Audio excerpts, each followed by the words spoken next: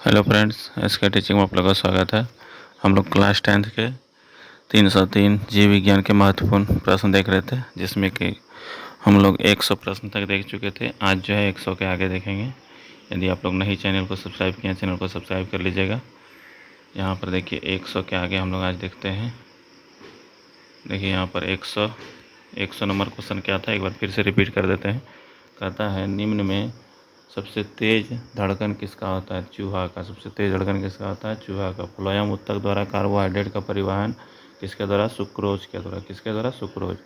याद रखना। अगला क्वेश्चन है किसकी उपस्थिति के कारण रक्त का रंग लाल होता है? हीमोग्लोबिन। जानते हैं रक्त में क्या उपस्थित होता है?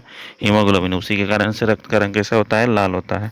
उसी कारण से रक्त का रंग कैसा होता है? लाल होता है। जानते हैं आप लोग? याद रखना इसको। अब देखिए आगे क्वेश्चन कहता है हमारा शरीर किस पीएच परास के बीच कार्य करता है? तो 7 से 7.8 के बीच। याद रखना हमारे शरीर का जो है पीएच परास कितना होता है? 7 से 7.8 के बीच कार्य करता है। अगला क्वेश्चन है रुधिर कौन सा अवयव रक्त स्राव को रोकने का कार्य करता है? तो प्लेटलेट्स के कारण। प्लेटलेट्स के। याद रखना है रक्त में जो है प्लेटलेट्स पाए जाते जानते हैं। और रक्त जो है उसमें आरबीसी, डब्ल्यूबीसी और प्लेटलेट्स पाया जाता है। तो उसमें जो है रक्त के स्राव को रोकने का काम करता है कौन? प्लेटलेट्स। जानते हैं कि जब डेंगू मच्छर काट लेता है तो उससे प्लेटलेट्स की संख्या घट जाता है, ठीक है।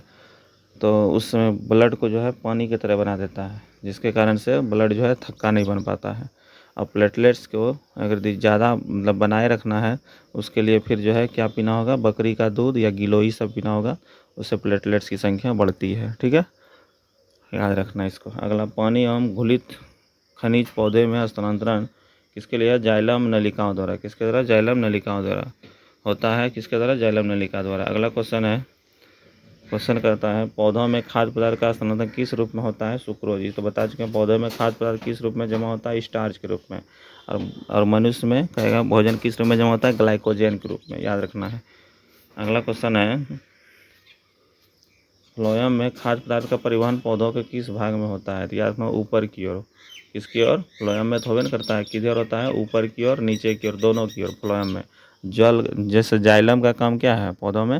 जानते हैं वो जल का परिवहन करता है। फ्लोएम का काम है भोज्य पदार्थ यानी खाने वाला भोजन यानी खाद्य पदार्थ का परिवहन करता है। हृदय के वेस्मों का शीतलन क्या कहलाता है? डाइस्टोल।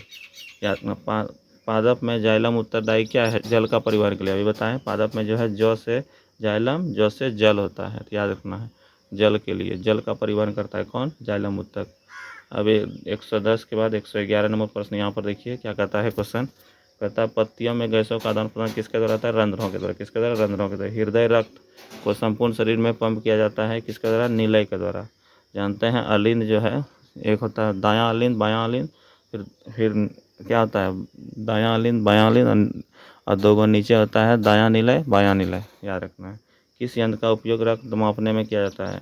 स्फाइगोमैनोमीटर। याद रखना स्फाइगोमैनोमीटर का उपयोग किया जाता है रक्त को मापने के लिए। इंपॉर्टेंट क्वेश्चन है ये क्वेश्चन बहुत बार पूछा हुआ भी है। रक्त का कौन सा अवयव घायल स्थान से रक्त स्राव के मार्ग को रक्त थक्का बनाने में अवरुद्ध करता है? प्लेटलेट्स। कौन? प्लेटलेट्स। पादप में फ्लोएम ऊतक क्या है? भोजन संवहन का कार्य करता है यानी भोजन को संग्रह यानी करने का काम करता है, ठीक है। याद रखना है। रक्त का थक्का बनाने में सहायक कौन है? रक्त विमाणु यानी प्लेटलेट्स उसी को कहते हैं। एक कोशिकीय शैवाल में जल का परिवहन होता है विसरण क्रिया के द्वारा। एक कोशिकीय जो भी शैवाल होता है उसमें जल का परिवहन किसके द्वारा होता है? विसरण क्रिया। याद रखना है। अगला क्वेश्चन कहता है कि मानव हृदय का औसत प्रकुंचन दाब कितना होता है? 120 mmHg। याद रखना। पौधों में वाष्पोत्सर्जन किस भाग में होता है? पत्तियों में। किसमें?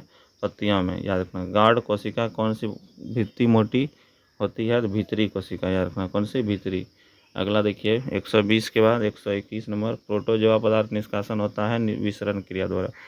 प्रत्येक वृक्क में लगभग नेफ्रॉन की संख्या 10 लाख। इंपॉर्टेंट क्वेश्चन है ये, ठीक है। याद रखना है।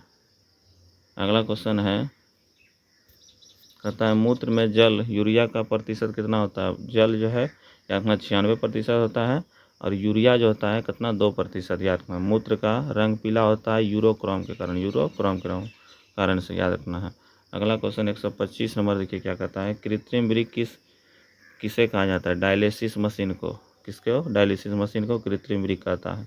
याद रखना है। कुछ पौधों में उत्सर्जी पदार्थ गाढ़े दूध या तरल के रूप में संचित रहता है, जिसे क्या कहते हैं, लेटेक्स, जिसे क्या कहते हैं, लेटेक्स, याद रखना है। अगला क्वेश्चन 127 नंबर कहता है उपापचयी क्रियाओं के फलस्वरूप उत्पन्न अपशिष्ट पदार्थ का निष्कासन क्या कहलाता है, उत्सर्जन। यानी अपशिष्ट पदार्थ यानी खराब यानी बेकार पदार्थ का निष्कासन ही उत्सर्जन कहलाता है, याद रखना है। एमिनो अम्ल के विखंडन से क्या बनता है, अमोनिया, याद रखना। एमिनो अम्ल को विखंडित करेंगे तो क्या बनेगा, अमोनिया बनता है। रेजिन किस पदार्थ से उत्सर्जी पदार्थ है, चीड़, चीड़ नामक पेड़ से जो है कौन सा निकलता है उत्सर्जी पदार्थ, रेजिन, रेजिन, याद रखना है, इंपॉर्टेंट क्वेश्चन है। 129 के बाद 130 नंबर क्वेश्चन देखिए। क्वेश्चन कहता है पादप में संचित होते हैं, क्या होते हैं, पत्तियों में छाल, कोशिका रिक्तिका, और ऑप्शन सभी चुनना है। इसमें जो है पादप में जो है ना बहुत सारा चीज़ उपस्थित होता है, तो इसमें सभी ऑप्शन रहेगा तो उसको मार दीजिएगा। तो इसमें आज जो है 100 से 130 तक ली है। अगले वीडियो में जो है 150 तक पहुँचाएँगे या 200 तक पहुँचा देंगे, ठीक है। मिलते हैं नेक्स्ट वीडियो में। जय हिंद, जय भारत।